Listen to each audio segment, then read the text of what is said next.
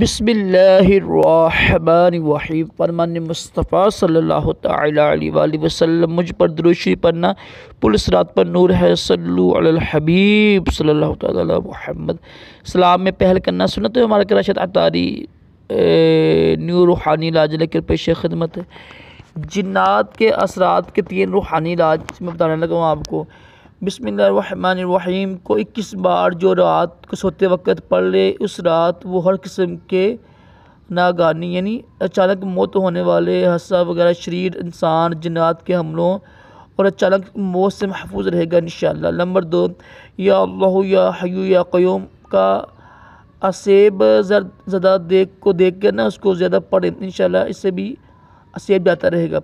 خدا اللہ 4 مرتبہ لکھ کر یعنی چمڑے میں پان کے وہ کپڑے میں پہن لیجیے گا۔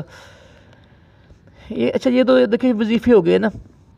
ایک میں آپ کو عرض کروں گا سب بہنوں کو بھائیوں کو، 4 وظیفے بتائے میں نے آپ کو۔ بسم اللہ شریف پڑھنا 21 مرتبہ، ٹھیک ہے، رات کو سوتے وقت، اور یا اللہ یا حی یا قیوم پڑھ لے، یا بسم اللہ کلمہ پڑھ کے لکھ لے، ٹھیک ہے۔